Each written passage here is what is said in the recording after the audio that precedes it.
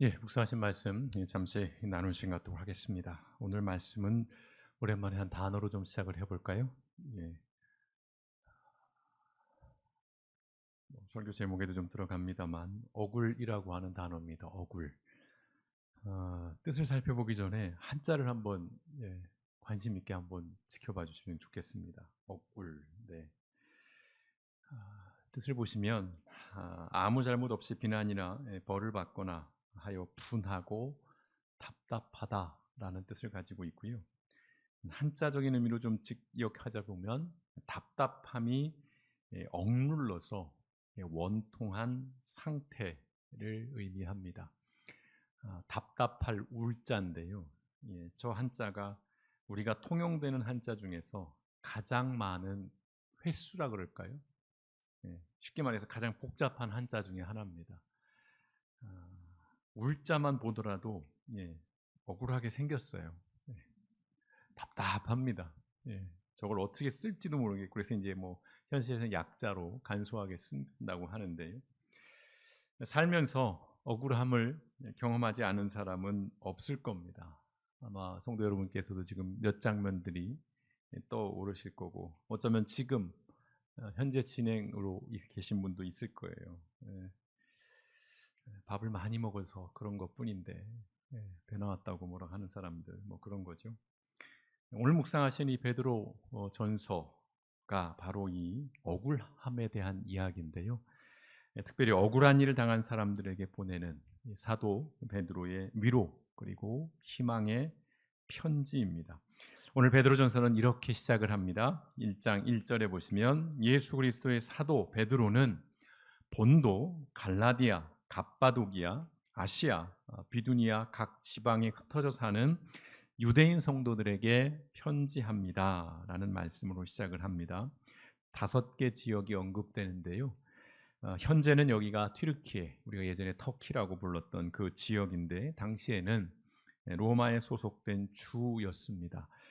특별히 그곳은 성도들의 이 억울함이 늘 일상이었던 그런 곳이었어요. 그런 시절을 살던 지역이었습니다. 모진 박해와 고난을 그들이 당했는데요. 이유는 하나입니다. 다르게 살았기 때문에 그렇습니다. 다른 이유 없어요. 다르게 살았다는 이유만으로 그들이 억울함이 일상인 그런 시절을 살게 됩니다. 그 다름이 무엇이냐? 일단 로마의 종교적인 관습을 따르지 않았습니다. 율신, 오직 하나님은 한 분, 황제에 대해서도 숭배를 하거나 경배를 하지 않았어요.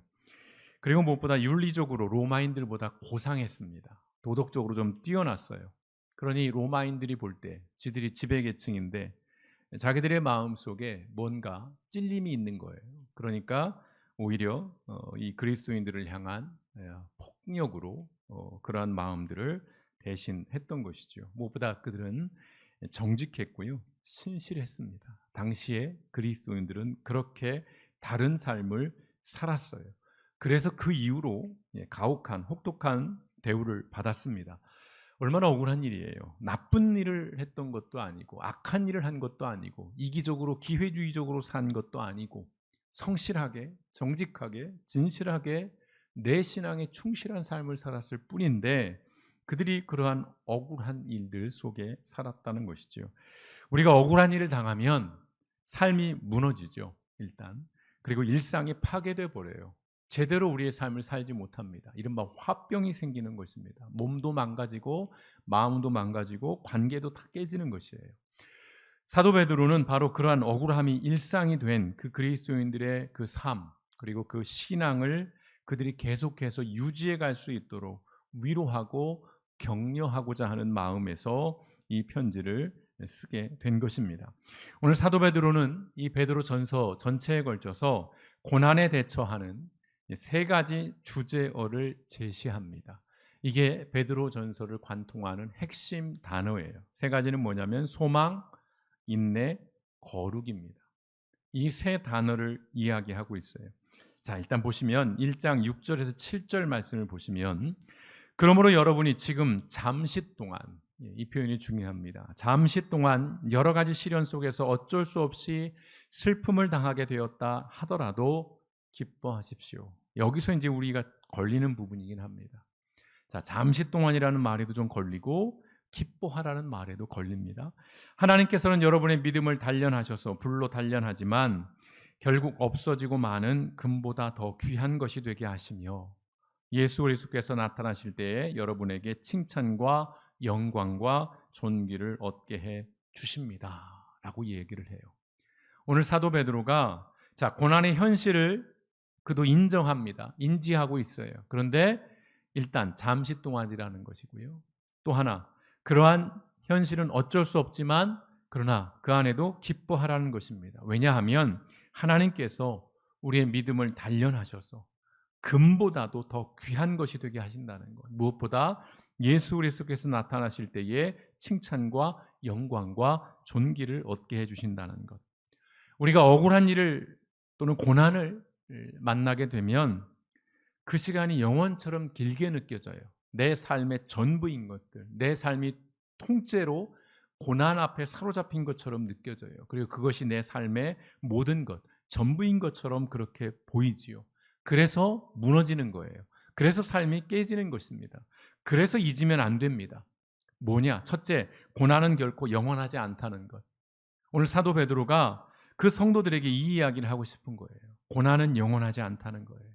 영원한 시간에 비하면 아주 짧은 순간이라는 것입니다. 힘들지 않다는 말씀을 하는 게 아니에요. 힘들지만 영원하지 않다는 것입니다. 무엇보다도 지나가는 것들이라는 것입니다. 머물러 있지 않다는 것이죠. 믿음으로 사는 삶이 무엇입니까? 영혼을 바라보는 삶이에요. 우리는 이 땅에서의 80년, 100년, 이제는 150살까지도 살 수 있다라는 얘기를 하고 있는 상황인데요.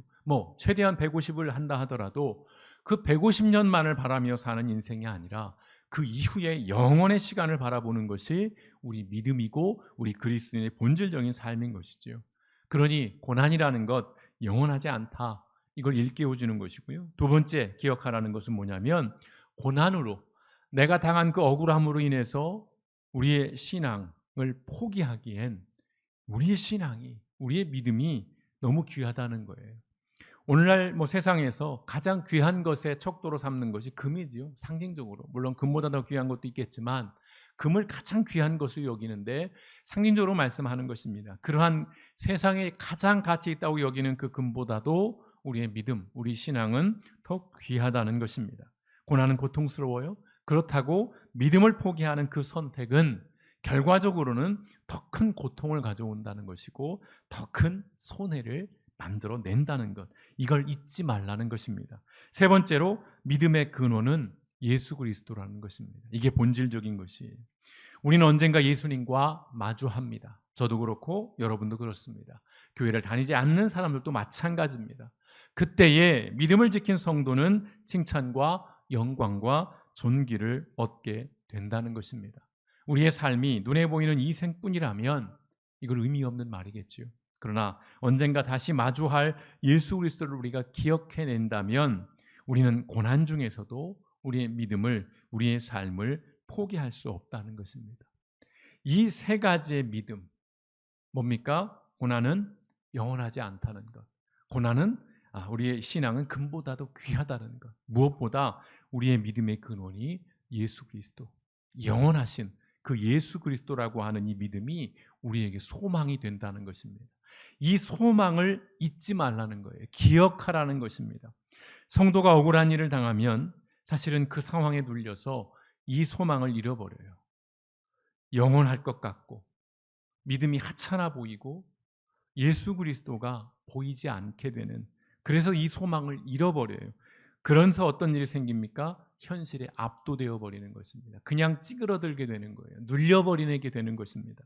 그래서 사도 베드로는 또 한 번 우리의 믿음의 근원을 일깨워줘요. 18절에 19절 말씀 뭐라고 말씀합니까?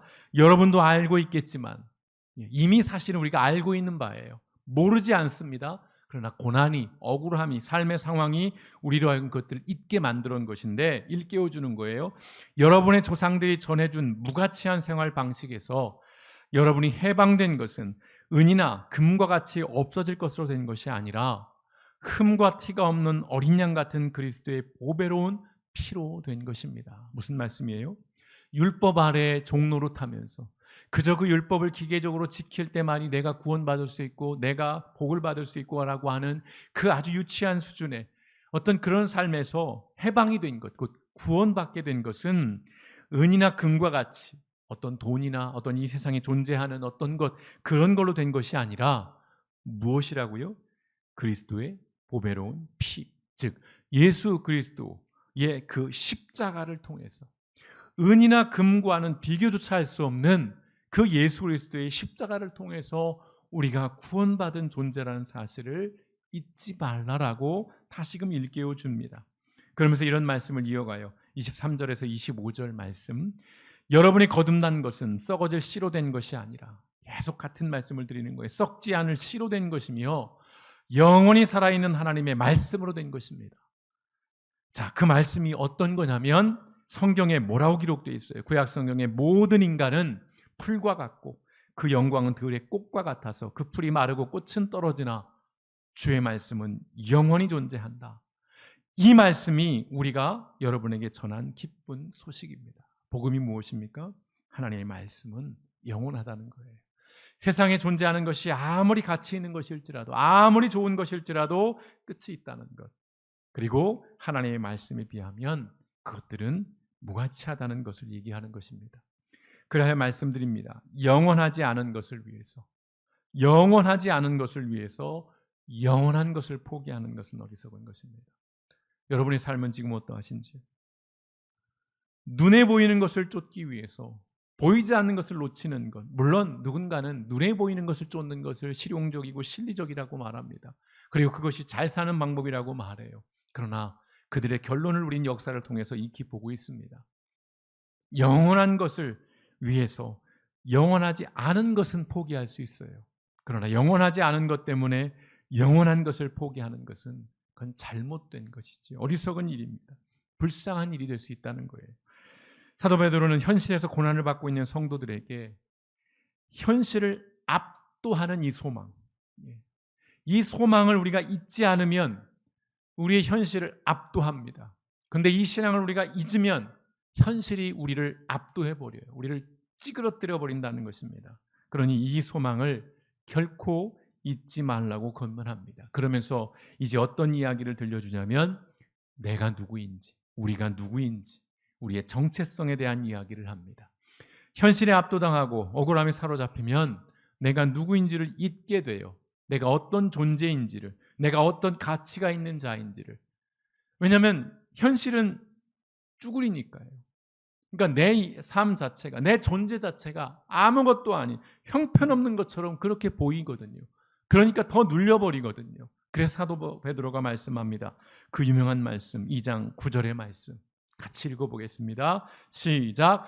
그러나 여러분은 택하심을 받은 족속이요 왕과 같은 제사장들이요 거룩한 민족이요 하나님의 소유가 된 백성입니다. 그래서 여러분을 어둠에서 불러내어 자기의 놀라운 빛 가운데로 인도하신 분의 업적을 여러분이 선포하는 것입니다. 아멘.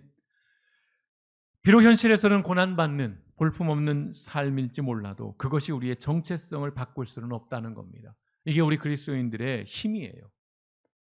내가 가진 것들, 내가 겉으로 나를 포장하고 있는 어떠한 포장지, 내가 입고 있는 옷들, 내가 가지고 있는 그 어떤 것들, 또는 내가 가지고 있는 그 어떤 명함들, 그것이 우리의 정체성을 말해주지 않습니다. 세상 사람들은 그런 걸로 자기의 정체성을 드러내고 그것으로 뽐내고 그것으로 우월감을 자랑할지 모르지만 우리는 그런 존재가 아니라는 것이에요. 내 삶이 어떠하든 내 형편이 어떠하든 그것이 내 정체성을, 내 아이덴티티를 바꿀 수 없습니다. 변질시킬 수 없어요. 흙이 묻어도요, 보석은 보석인 것입니다. 그냥 털어버리면 되는 거예요. 변하지 않습니다. 우리의 정체성은 뭐예요? 다시 말씀드려요. 우리는 택함 받은 자들이고 왕 같은 제사장들이며 거룩한 민족이며 하나님의 소유한 백성이라는 것입니다. 그냥 정신슬링 하려고, 그냥 우리끼리 자기 위안하려고 하는 말씀이 아니에요. 하나님께서 우리에게 부여한 우리의 새로운 정체성이라는 것입니다. 이걸 잊지 말라는 것이죠. 그리스도인이 예수 그리스도라는 그 영원한 소망을 잊지 않고 이러한 정체성을 우리가 잃어버리지 않는다면 고난의 현실에서도 절망에 빠져서 허우적거리거나 쉽게 포기하거나 아무렇게 함부로 살 수는 없다는 것입니다. 다시 말씀드려요. 힘들지 않다는 게 아닙니다. 아무 어려움이 없다는 게 아니에요. 힘들고 어려운 건 맞아요. 그러나 그것들을 능히 이겨내고 견뎌낼 수 있는, 또는 그것에 압도돼서 나의 일상이 허물어져 버리고 내 삶이 무너져 버리는 일들을 막아낼 수 있다는 것입니다. 우리가 예수 그리스도 앞에서 우리의 정체성을 지키기 위해서 우리는 견디고 우리는 인내해야 하는 것이에요. 그래서 사도 베드로가 두 번째 인내에 관한 말씀들을 들려주는데 포괄적인 말씀으로 합니다. 4장 1절과 2절의 말씀에 보시면 그리스도께서 육체의 고통을 겪으셨으니 여러분도 같은 마음가짐으로 무장하십시오. 육체의 고통을 겪은 사람은 벌써 죄와 관계를 끊은 것입니다. 이제부터 여러분은 남은 생애를 인간적인 욕망을 위해 살지 말고 하나님의 뜻을 위해 사십시오 라고 말씀합니다. 예수님께서 육체적인 고통을 어느 한순간 갑자기 겪으신 게 아니죠. 이미 처음부터 그 고통을 예견하시고 이 땅에 사람으로 오셔서 결국은 그 십자가의 길을 포기하지 않고 그 고통의 시간들, 그 고통의 순간을 바라보시면서 그 시간들을 걸어가셨어요. 바로 인내하셨다는 것. 우리도 그런 마음으로 살아가라는 것입니다. 우리의 남은 생애를 우리가 어렵고 힘들다는 이유로 타협하고 쉽게 포기하면서 내 욕망을 성취하기 위한, 남에게 보이기 위한 그런 삶이 아니라 하나님의 뜻을 이루어내기 위한 그런 삶으로, 인내함으로 바꿔가라는 것입니다. 우리가 고난 중에도 인내하는 이유 여러 가지 말씀을 드립니다. 그 중에 중요한 것은 뭐겠어요? 아직 우리의 삶이 끝나지 않았습니다. 그래서 우리는 인내해야 하는 것이고요. 또한 하나님의 일하심을 다 알 수 없습니다. 지금 내 삶의 이 상황이 어떠한 것인지 우리는 판단할 수 없어요. 어려워, 힘들어. 이것이 전부의 판단의 내용이 아니라는 것이에요. 그 안에 담겨 있는 하나님의 계획, 하나님의 인도하심이 있는데 우린 그걸 다 알 수 없어요. 그러니 기다려보는 것입니다. 이 끝에 무엇이 있는지, 이걸 통해 하나님이 내게 무엇을 말씀하시고 내게 어떤 결과를 안겨주실지 우리는 알 수 없으니까 일단 인내하는 것이 필요해요. 따라서 우리는 하나님께 소망을 두고 하나님께서 이루실 일들을 기대하는 것이에요. 그리고 기도함으로 인내해야 한다는 것입니다. 어렵죠? 쉽지는 않습니다. 그러나 인내하는 삶이라고 해서 마냥 견디고 버티는 그런 삶은 아니라는 것이죠. 소망 가운데 우리의 일상의 삶에서 구별된 그리스도인으로 살아가는 것, 그것이 인내이고 그렇게 사는 삶, 즉 그것이 거룩함이라는 것입니다. 소망과 인내와 이제 거룩함으로 넘어가는데요. 세상과는 다른 가치 그리고 다른 삶의 방식을 통해서 우리의 정체성을 유지하는 것뿐만 아니라 드러내야 한다는 것입니다. 이것이 믿음으로 사는 성도의 거룩함이에요. 수없이 말씀드렸어요. 이 거룩함의 의미를. 큰 성경 옆에 끼고 큰 소리로 손들고 기도하는 그 행위가 거룩한 것이 아니라 다른 삶, 다르게 사는 삶, 그것이 거룩한 것인데 우리의 정체성을 기반해서 우리가 다르게 살아가야 한다는 것이지요. 이 거룩함이 고난 중에 인내를 통해 살아내야 할 우리들 성도의 삶의 모습이라는 것입니다. 그래서 사도 베드로가 말씀해요. 3장 14절과 17절의 말씀, 오늘 우리가 묵상하신 내용들인데요. 자, 하나하나 보실까요? 그러나 옳은 일을 위해 고난을 받는다면 여러분은 행복한 사람입니다. 여러분이 옳은 일, 선한 일을 하다가 억울한 일을 당했다면 오히려 그것은 행복한 사람이라는 거예요. 그러므로 사람들이 협박을 하더라도 겁내거나 무수하지 말고 마음의 주님이신 그리스도를 거룩하게 모십시오. 담대하라는 것이죠. 당당하라는 것입니다. 주눅들지 말라는 것입니다. 타협하지 말라는 것이에요. 그리고 여러분이 간직한 희망에 대해서 그 이유를 묻는 사람들에게는 언제나 부드럽고 공손하게 대답할 준비를 하고 선한 양심으로 생활하십시오. 그러면 여러분이 그리스도 안에서 행한 선한 일을 헐뜯고 욕하는 사람들이 도리어 부끄러움을 당하게 될 것입니다. 선한 일을 하면서 고난받는 것이 하나님의 뜻이라면 악한 일을 하면서 고난받는 것보다는 낫습니다. 이것이 고난 가운데 있는 우리의 성도들의 삶의 지침이에요. 고난에 대처하는 우리의 일상에서의 우리의 삶의 수칙이라고 그럴까요? 이것이 또한 성도의 거룩한 삶이라는 것입니다. 그때의 성도들은 다르게 산다는 이유로 박해를 받았어요. 그러나 다르게 사는 삶을 그들은 포기하지 않았습니다. 억울함이 일상의 삶이었지만 그들이 그 억울함에 빠져 살지 않았어요. 억울함을 당할지라도 그들이 분노하거나 보복하지 않았습니다. 무엇보다 그때의 성도들의 고난은 의로움 때문이었어요. 그들이 나쁜 짓을 하고 못된 짓을 하고 수치스러운 짓을 하다가 그렇게 수치를 당하고 모욕을 당하고 박해를 받은 것이 아니라 그들은 다르게 살기 위해, 그들은 그 복음을 지키기 위해서 그런 거룩한 삶을 사는 과정에서 받은 고난이었다는 것, 의로움 때문이었다는 것. 그래서 그들이 불행하지 않을 수 있었던 것이에요. 수치스럽지도 않았습니다. 뿐만 아니라 오히려 당당할 수 있었다는 것입니다. 오늘 사도 베드로는 성도들을 향해서 반복적으로 선한 양심을 가지라라고 하는 말씀을 합니다. 이것은 이렇게 요약을 해드리고 싶어요. 하나님의 마음과 시선으로 세상을 바라보고 또한 사람들을 대하라는 말씀. 선한 양심을 가지라는 것, 다른 것 아닙니다. 그냥 무조건 착하게 살아라. 누가 옆에서 쥐어박아도 누가 잔소리를 해도 그저 해웃고 아무렇지도 않은 듯 그렇게 살라는 의미가 아니에요. 그건 호구죠. 여러 번 말씀드렸습니다. 선한 양심을 가지고 살아라. 그리스도인으로 살아라. 거룩하게 살아라. 경건하게 살아라. 착하게 살아라. 선하게 살아라. 이게 결국 호구처럼 살라는 말이 결코 아닙니다. 그 이유가 뭐예요? 하나님의 마음과 하나님의 시선으로 세상을 보고 사람들을 대하라는 거예요. 하나님이 좋은 분이시만 그렇다고 하나님 마냥 좋으신 분만은 아니었어요. 하나님은 인내하시는 분이었지만 그러나 언제까지 인내하시는 분은 아니었습니다. 하나님은 긍휼하신 분이었지만 그렇다고 아무 말씀도 안 하시는 분이 아니었어요. 때로는 의롭게 분노도 하시고 하실 말씀도 하셨어요. 물론 견디고 참기도 하셨고 손해도 보셨습니다만은, 그러나 중요한 것은 그것이 전부는 아니라는 것이죠. 그래서 하나님의 마음, 하나님의 시선을 갖는 것이 우리 그리스도인에게 무엇보다 중요합니다. 오늘 교회와 오늘 우리 그리스도인들이 당하는, 우리 사회에서 당하는 이 혐오와 멸시, 여러분들이 주변에 좀 느끼고 계시는지요? 이게 피부로 좀 와닿고 있는지요? 내가 교회를 다녀요. 내가 교회 집사입니다. 장로입니다. 그랬을 때 고운 시선들, 따뜻한 시선들보다 좀 냉소적이고 좀 더 차가운 어떤 벌레를 보듯한, 사실 어디 가서 목사라 가면 조금 주눅드는 게 현실입니다. 네. 오늘날 우리가 그런 혐오, 멸시라는 그런 억울함은 사실은 옳은 일을 하다가 받은 것이 아니죠. 이게 안타까운 우리의 현실입니다. 그때의 성도들과 아주 다른 지점이에요. 다르게 살아야 할 존재가 다르게 살지 못함으로 받은 고난이요, 수치라는 것입니다. 선한 양심으로 살아야 할 존재가 악한 양심으로 산 결과라는 것입니다. 그때의 성도들이 그 고난이 의로움으로 받은 고난, 그래서 그것이 면류관이었다면 지금의 교회의 고난은 불의함으로 받은 형벌이라는 현실을 우리가 부정할 수가 없습니다.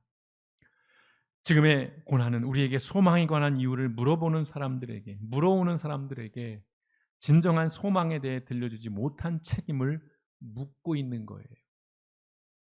정말 진리를 알고 싶고 정말 다르게 살고 싶고 정말 삶의 여러 가지 그 갈급함과 그 목마름에서 벗어나고 싶은 사람들에게, 뭔가 삶의 고단함 속에서 소망을 물어오고 희망을 물어오는 사들에게 오늘의 교회와 그리스도인들이 이게 소망입니다. 여기에 위로가 있습니다. 여기에 생명이 있고요. 이게 진리입니다라고 제대로 얘기를 안 해준다는 거예요. 못 해준다는 것입니다.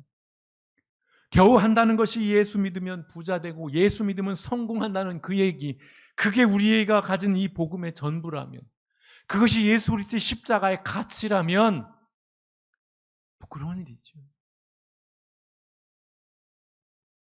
더 이상 교회가 소망이 되지 못해요. 아니, 그 소망이라도 좀 제대로 전해주면 좋은데 너무 투박합니다. 너무 무례해요. 너무 거칠어요. 오늘 말씀하잖아요. 소망에 관해 물어오는 그 사람들에게 뭐라고 말씀합니까? 공손하게, 부드럽게. 이게 무슨 의미예요?